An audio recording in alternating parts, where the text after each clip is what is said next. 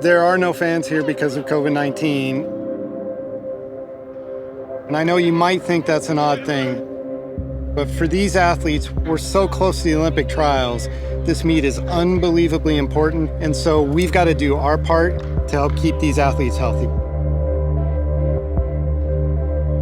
We're still in this pandemic. We've got to do everything we can to keep them healthy. I am Robert Chapman. I'm the Director of Sports Science and Medicine for USA Track and Field, but now I've gone from the sports science role to protecting the athletes. That's the bigger priority right now. The year 2020, before the pandemic, was going to be a busy one. Looking at my practices and looking at my times, I was having one of my best years yet, and I felt like I was prepared to mix it up with the best for a spot on the team. And then COVID hit. The number of coronavirus cases worldwide has passed 40 million. Gyms were shut down, facilities were shut down, so training had to just completely, 180 shift.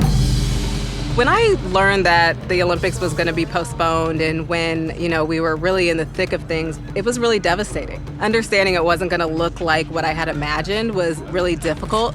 I was just in shock. I was really looking forward to getting on that stage and showing the world what I could do, but that's what 2021 is for now.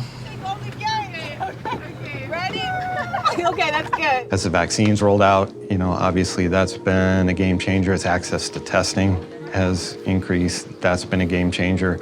And so now we're able to come together and say, all right, if we're going to do track and field, what does it look like and how do we do it safely?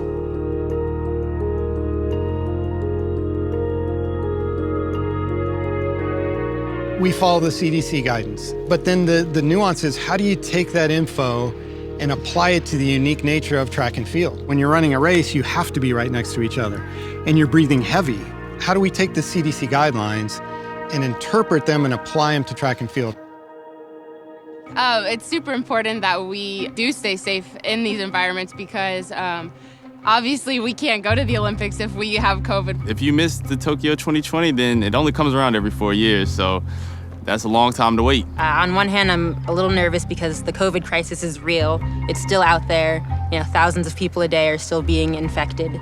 But I'm excited when I see the protocols that are being taken at these meets. For an athlete to be credentialed and admitted into a competition, we have to have 2 negative COVID tests. It's a PCR test prior to arrival and a negative antigen test. There's no one step that one can take. It's all about layering on a series of precautions that really help minimize risk in those environments. Doing the PCR 7 days out is one level of risk mitigation. It gives us some level of surety, but again, you could still test negative, but have the virus in you. It just hasn't reached that high enough level yet where you're going to test positive.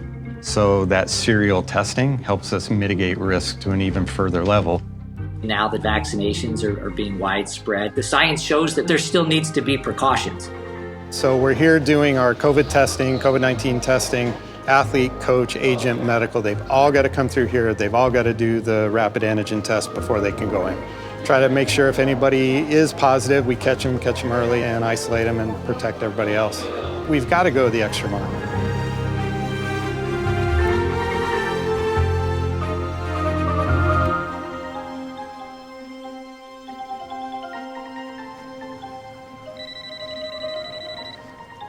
The testing guys are calling me. Let me grab this real quick. Okay. All right, I will head that way.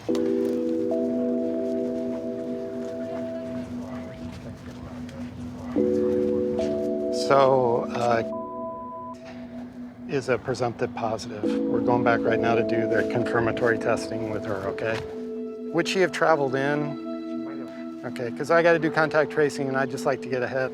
All right. We do a follow-up rapid PCR to confirm it. We'll need to do that and then isolate this individual and start contact tracing. You're going to send one of your people to the car to swab her? Or do you want to do it over there? Whatever she's comfortable with, we can do it. He said she's upset. So I said, of course.